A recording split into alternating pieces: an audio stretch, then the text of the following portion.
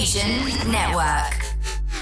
Tonight's No Filter is with Leo Kalyan, and you just heard his track Messed Up. And Leo, I just want to say, once again, because I haven't heard it in a couple of months, once again, that bit at the end when suddenly you start channeling your Desi heritage, I almost feel like you're the voice of God kind of echoing across the galaxies.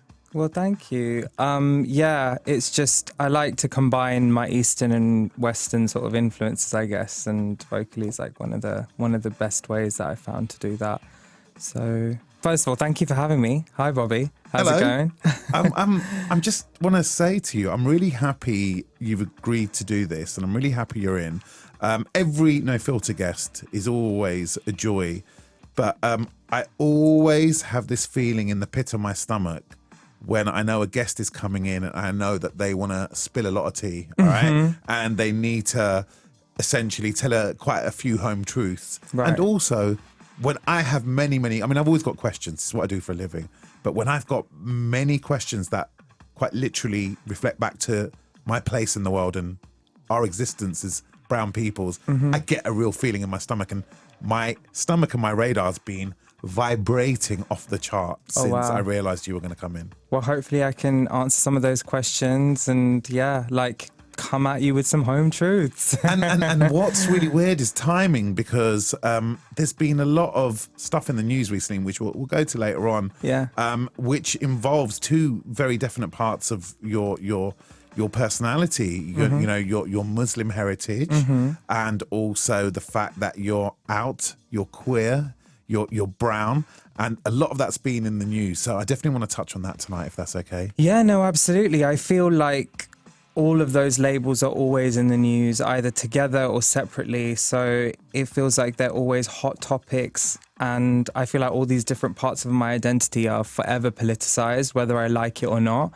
It's not really a choice that I had. It just happens to be the strange intersection of things that I am. And everybody seems to be really obsessed with them. So yeah, it's a weird point to kind of be presenting those things together. Well, the reason I mentioned timing is because we'd booked this before this latest controversy blew up. Yeah. But look at what the universe does. Look at what the universe does. Exactly. I mean, I'm glad that at least it's making people talk about things that I think the South Asian community has avoided for a very long time. I mean, we'll get into this in detail, but when we get into it. But yeah, I'm glad. I think it's about time that people had these discussions. So let's first start out with your heritage and your upbringing. We know you were born in London. We've heard your music. We know you're definitely ethereal and you're on the left field and you're definitely independent and alternative from a lot of Asian music. Yeah. But I'm just trying to get a steer on like, did you have a non-conformist upbringing or a proper Desi, tadka-smelling, Bollywood-driven kind of childhood? Oh, I definitely had a tadka-smelling Bollywood childhood. Yeah, like I grew up with Bollywood through and through. I love Bollywood music, and I kind of grew up listening to lots of stuff all the way through from like 90s A.R. Rahman stuff, like Rangila and all those soundtracks, and Roja and those soundtracks, those classic A.R. Rahman soundtracks, all the way, you know, back to the 70s and 80s stuff, you know, Lata and Asha, R.D. Burman, all that stuff was like a big influence on me. And I soaked it up through my mum and my grandma. And yeah, there was a lot of like Bollywood music played in the house, and there was always biryani cooking. So it's, I definitely had that kind of upbringing as well. But I guess I also listened to a lot of other kinds of music, you know. My big influences are probably George Michael. I knew you were going to say George Michael. Yeah. I mean, it's obvious you worship him. Yeah, I absolutely adored George Michael. I think he was an amazing human being. I think he was a fantastic role model. I think he was really brave. I think also, like, lots of people compared me to him vocally growing up. Like, our voice sits in the same sort of range, I suppose. So because of that, like, I kind of like naturally sort of compared myself to him, or like looked up to him or whatever. And also, in absence of any other sort of LGBT people within music throughout history, he was one of the very few that existed. And therefore, like, I looked up to him as, you know, a young gay child. Yeah. Boy. So George Michael, Sade, Massive Attack, Portishead, lots of trip hop, stuff like that. Lots of stuff that William Orbit did. Love William Orbit. I love William Orbit. And I was talking about him the other day to one of my friends because Madonna Eurovision, her Ray of Light album, we were talking about the Ray of Light, which essentially is a William Orbit album. Yeah, it's a William Orbit with her album vocals with on her top. vocals on it, exactly. It's such a genius piece of work. She's not done anything like that, you know. Like I think when people think of Madonna, there's so many different places their mind goes to, like musically, visually, politically, in terms of feminism and all the kind of amazing legacy she has. But I mean, that album really is a distinct musical masterpiece, and William Orbit had a lot to do with that. And he's such an important part of trip hop, and he, you know, combined Eastern and Western sounds on that album in particular in an amazing way. And I think that's another sort of piece of music from that time period that really was it left its mark on me in many ways. So. Well, it's really nice hearing those influences because they've definitely influenced your sound without you at all taking them fully and then just reprocessing them. Right. You hear the influence and the intention, but you don't hear copying or sampling and that kind of stuff. And in terms of your upbringing as well, look, come on, we're Desi Munde, right? So are you Indian Muslim, Pakistani Muslim? If you don't mind me asking, it's a complicated question actually, because my family are Muhajir from India into Pakistan. Okay. So basically, and a lot of people don't know about that. A lot of people don't know about that Because Karachi's the big city where most of those refugees went in after partition. Exactly. Right? So at partition, my family is actually from near Delhi, a place called Rohtak, and Lucknow. So that's where they're from. And they, at partition, many of them, if not most of them, but many of them went to India reluctantly. They wanted to stay in India, but they had to go into Pakistan, the newly formed Pakistan. And but some of my family stayed in India, so I've kind of got family on both sides of the border, and like it's kind of a both sides situation, which is also kind of unusual, and it's a story that's not often told, I think. There's lots of people whose families were split across both sides of the border, so I don't really pick a side. Yeah. Okay, and in terms of your family, just straight out, blatantly asking you, obviously you're out, you're queer, you're brown. Do your immediate family, are you all, talking to your immediate family? Are they happy with this? Are they okay with it? Yeah, they are. Like, it's certainly been a journey coming out to my family, but my siblings are so supportive. My sisters are amazing. My brother's amazing.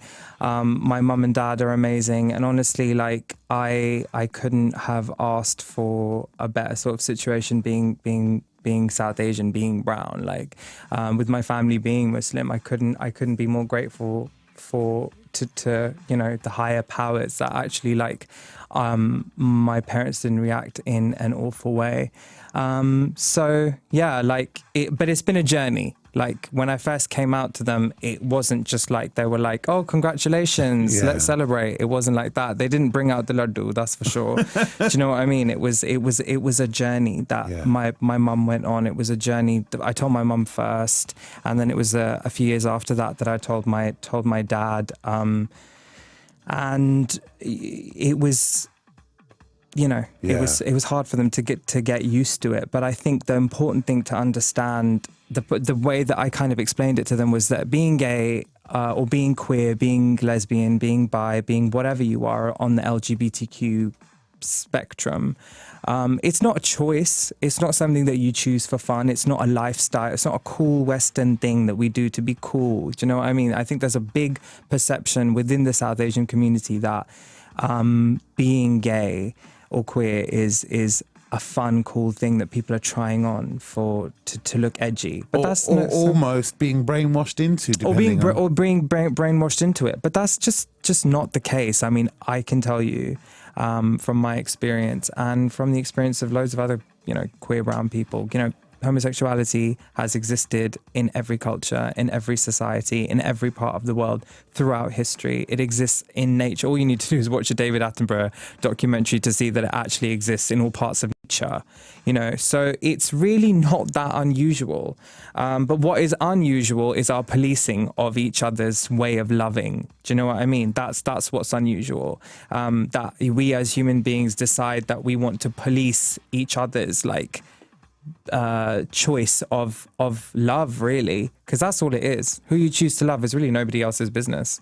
But it's madness because people want to police who we love. Yeah. If as humans we didn't fall in love with people, people would be policing us over just how hard we prayed that prayer. You know what I mean? Just how we sat down or sat up in a mosque or a temple or a church. You know, the policing instinct is definitely strong in humans. It's strong in the brown community. Exactly. As brown people, we love telling each other what's right and what's wrong. And this is how you should be doing this. And that's how you do that. And it's like, you know, come on, everybody just needs to let each other live a little bit. Yeah. And that's not, I think it's often sold as a Western concept. Yes. This Western idea of freedom and liberty.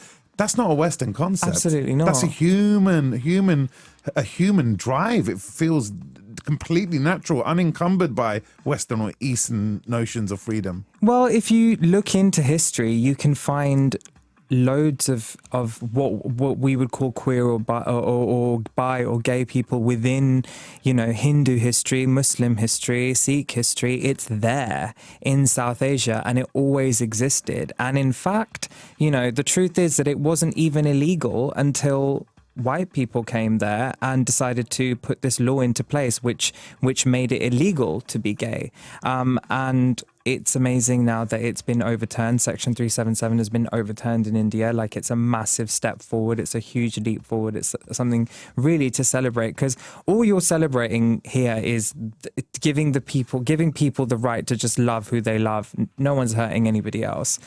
So, you know, I really hope that as a community we can push things forward, and that's really all I'm trying to do with my work, is just make people, just humanize it. Because, you know, I think from far away, dur se, we're like kind of looking at each other and being like, oh, that's wrong, that's gross, that's this, like being gay, that's just unnatural. And it's like, that's not true. It just exists within nature. So let people live. Look, we're going to drill down further if you don't mind. We can go further. Okay. In a minute. Okay. I want to play some music. This is a music show.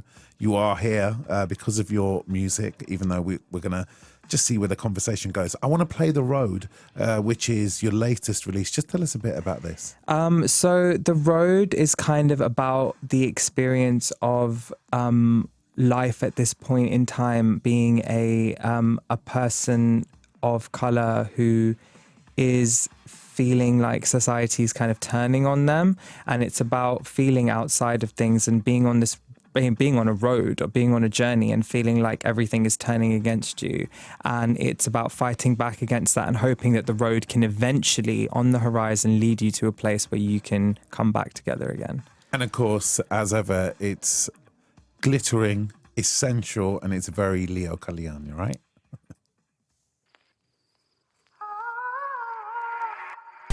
Oh yeah, it's a live no filter, obviously, if you're listening live on this Tuesday night. And I'm here with Leo Kalyan, an amazing, brilliant, new wave Asian singer and producer who's, I think, just uniquely carving out a musical path which thankfully for you doesn't sound like anything else there at the moment. Thank you so much. And that's what you want as a George Michael fan and as a true artist, right? Absolutely, yeah. Like, I mean, I'm always humbled when people say that about me, because that's what my idols have done. People like MIA, people like Sade, people like George Michael. So when people say that about me, it just feels like such an overwhelming compliment. I'm like, wow, okay, thank you.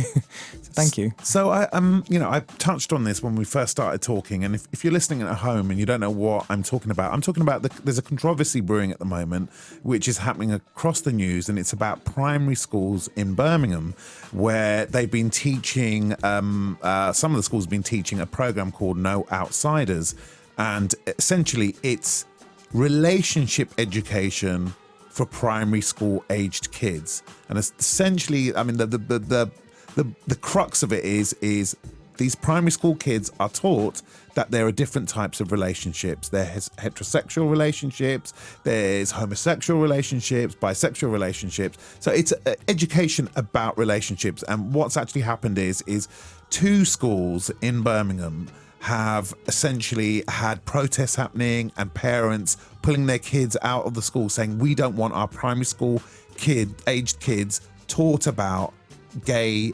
relationships. I mean, that's, it's a very reduced version of what's happening, but that's essentially the crux of it. And obviously, the 2 schools have the majority of the pupils at the schools are of the Muslim faith, and so are the parents. And their arguments are, if we're teaching equality in this country, if there's equality, if you want equality for gay people, you need to also give us equality as people of faith. And one of the tenets of our faith is that we don't agree with gay relationships, all right? So before we drill down into the wrongs and rights of that, all right, how does it make you feel that this is happening just as you're coming of age, coming out as a gay, queer, Muslim musician?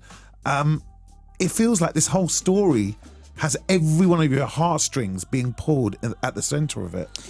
Yeah, I mean, it makes me really, really sad. I think it's so aggressive and so this whole discussion is so stuck in the past. I actually think that, all the people who are protesting, I think No Outsiders needs to set up an education program for them, and I'm not saying this sarcastically, I'm saying this quite seriously. I think that they need an education program to make them understand actually what gay people are, and the fact that, teaching children about different kinds of relationships and teaching children that there are gay people in the world, there are straight people, there are bi people, there are lesbians, there are transgender people.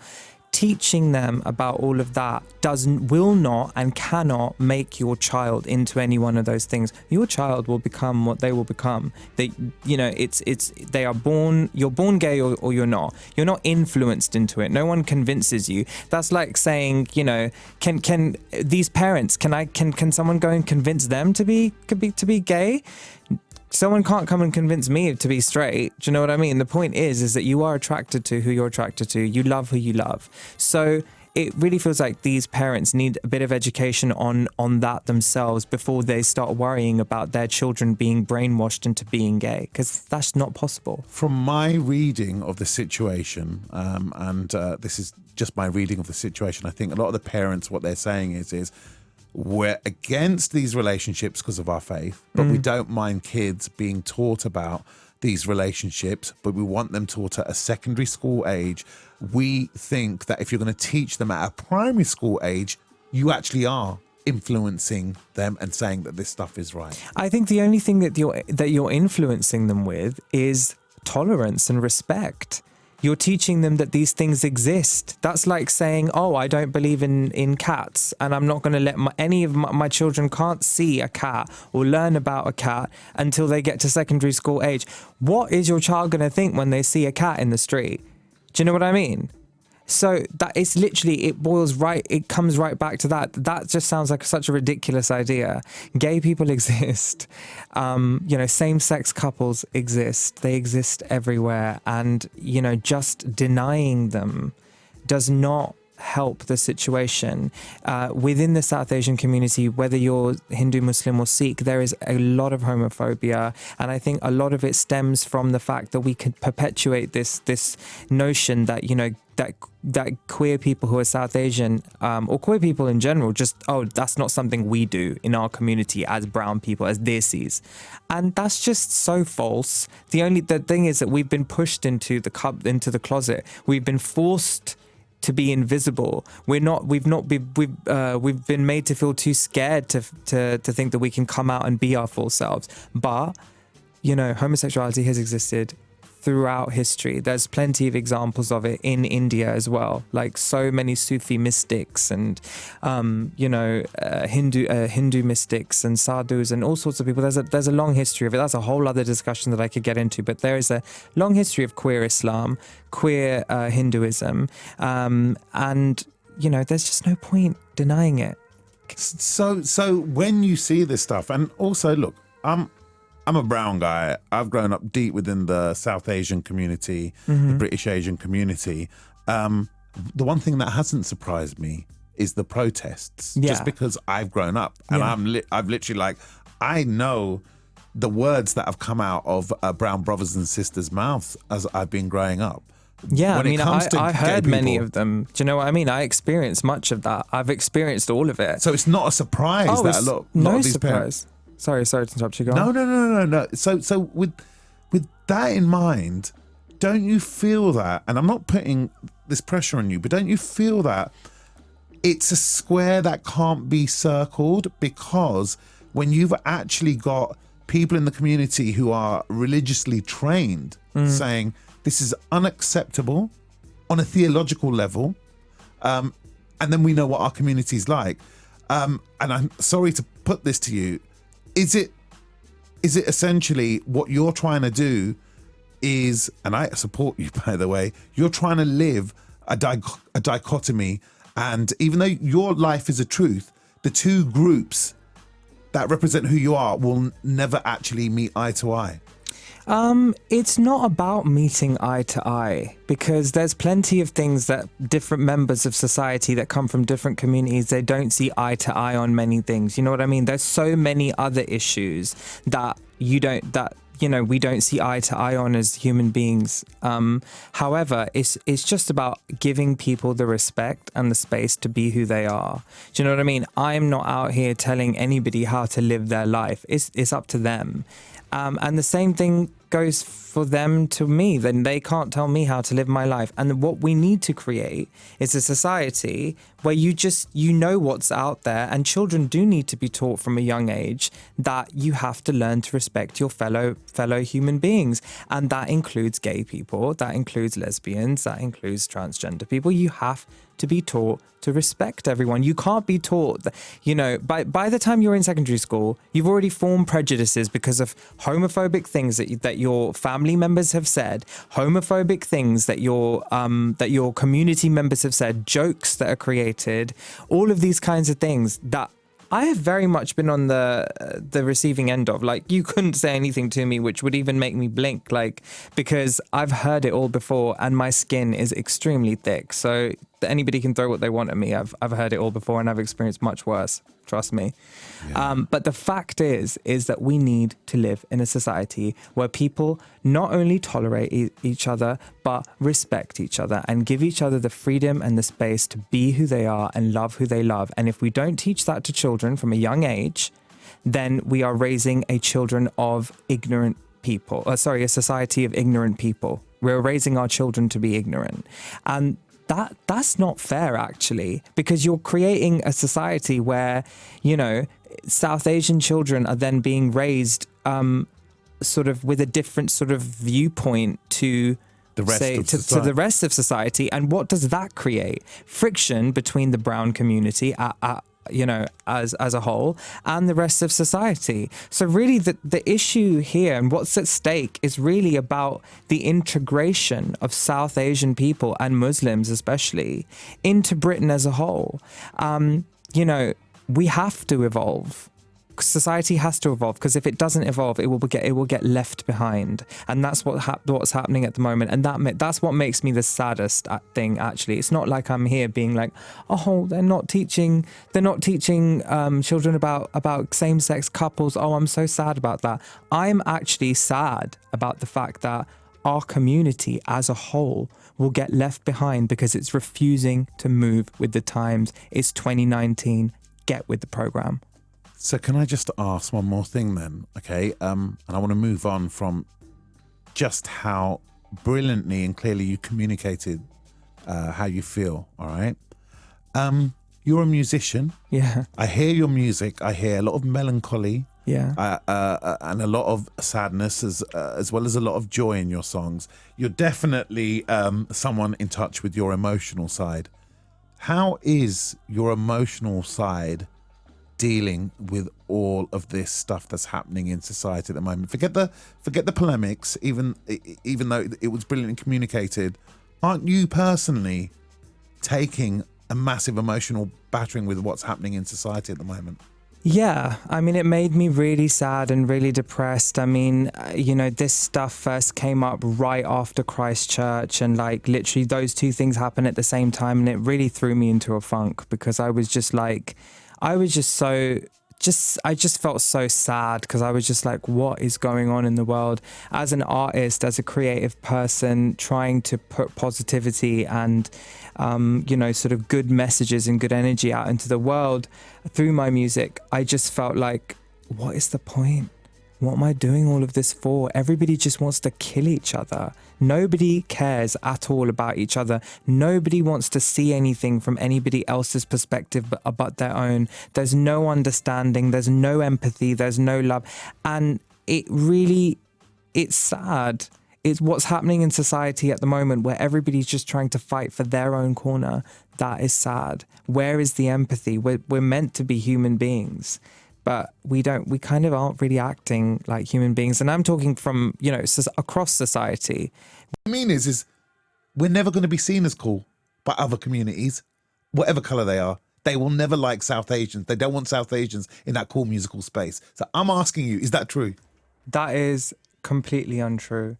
That's completely untrue because we as South Asians have such a rich artistic heritage in dance, in music, in food, in fashion, in architecture. We have such a rich visual language and we have such a rich, artistic heritage. And I think that we have been brainwashed into believing that we aren't cool, that our art is not valid, that our music is not good enough. Although our music goes back thousands and thousands of years, you know what I mean? Like there's so much in common there. Literally it goes back thousands and thousands of years. And that's not even just me being hyperbolic. I'm saying that it goes back, we've 3,000, 4,000 years all the way back to temple music, and it's evolved from there. Point being that we need to first create a space for ourselves, and then we can actually think about trying to sort of be seen as cool or whatever. Do you know what I mean? And I think one of the big problems is that as the South Asian community has had such a long history of squabbling within our own little subgroups, Hindus against Muslims, Muslims against Sikhs, Indians against Pakistanis, Pakistanis against Bangladeshis, Bangladeshis against Sri Lankans. It's literally such a big melting pot of squabbles, many of which were spawned by colonialism. So basically, British people created that, actually. If we're being real, imperialism and colonialism had a whole policy of divide and rule, which divide and ruled us, and actually is still keeping us divided. So if we are ever to move forward as a people and create a space for ourselves in the world, in the arts, whether it's in music, fashion, whatever, wherever, in cinema, TV, the only way we can do that is if we actually let go of the labels that we keep sticking on each other, hold hands as a people, see that we are all experiencing the same thing, join hands and move forward and start to push the door open. Only then can we create a space for ourselves where we're seen as cool, where we're seen as interesting, where our art is seen as valid, the same way that, the black community is done. So all right, let me just say this. I hope you understand that that's what I've dedicated my life to, creating that space. Mm-hmm. And I am holding hands, and I'm holding your hands, and we're walking, and we're going to, expand, and we're going to push that door open. The reason I asked are we not seen as cool is because sometimes when I look at my experience, statistically speaking, when I think about the way sports brands, they, half of London is or at least a third of London's brown. Yeah. All right, forget black or white, it's brown. Mm-hmm. And I look at sports brands, and it's literally like we make the decisions, and when it comes to certain facets of popular culture, it's definitely the white community holding hands with the black community, with the Afro-Caribbean community. But us people who make the decisions in terms of advertising and where the cash goes, we don't need those brown kids near those cool brands. And I'm only bringing that up knowing full well that I agree with you and I'm holding your hand. But even when I come across that, when I'm here for 17 years and I speak to people who work with Radio 1 and 1 Extra, they don't want a sniff of anything coming out of the Asian network musically. That is really sad and tragic, because at the end of the day, statistically, there are more South Asian people in this country than there are black people. However, not that I'm setting one community against the other. I'm not actually absolutely giving you the nuance. No. I completely understand that, and I'm not setting one community against the other either, because again, we have so much in common with the black experience. Also has, lots of parallels with what South Asians experience, in terms of discrimination, and some, in many cases, a lot more discrimination. So let's not sort of undermine that in any way. But what I'm saying is that I think that businesses and corporations haven't yet figured out how to market to South Asians. And I think really therein lies the problem. Capitalism hasn't really sort of figured out how to target us. And we formed our own isolated little communities, and no one knows how to market to us. So then when you come out trying to be a South Asian musician, and record labels are considering investing in you, they don't know what to do with you, because they're like, we don't know what to do with this. We don't know how to market this. We don't have a business model for this, right? Same goes for fashion brands and all things like that. They haven't been able to tap into our community, even though our community is huge. And like I said, the only way that they can is if we prove that we are out there as well. If we are able to, fight off our mums and dads, like, fight off our mums and dads who want us to just be doctors, lawyers, accountants, businessmen. Like, yeah, sure, do all that. I'm really proud of all of my brown brothers and sisters, South Asian brothers and sisters, who pursue those kind of careers. Like, super proud of you. Like, everyone needs a doctor. But listen, the point is that we also need to be given the freedom and the space and the support to pursue careers in the arts, because that's the only way that we can get in there and start to make a space for ourselves and basically show the white community at large, and show the people in charge that actually we're a viable market. In fact, we're a huge market that spends just as much money as everybody else. So figure us out and learn how to make most of this business model. Does that make sense? Yeah, no, I totally get where you're coming from. So I think we might have to bring this to an end, because otherwise we would speak until midnight. What time is it now? Oh my goodness. Exactly. We were supposed to finish at 9. It's 9:15. If you're listening at home, this is the great thing and the worst thing about having your own radio show. You've got all these rules to adhere to, and then every now and again you're like, yeah, who cares about the rules? I love that attitude. Leo, I thought today was going to be deep and emotional, but it actually turned into a really illuminating and exciting conversation, which is just as great. It got political. Really fast. Well, hey, we live in political times. We need to talk about these things. I think these things are super, super important. I mean, I can give you deep and emotional. If you want all of that, we can do that another day. Oh, most definitely. I think there's a part 2 in the planning already for this No Filter, and we'll do the deep and emotional. Yeah, thanks so much for coming in. Thank you for having me.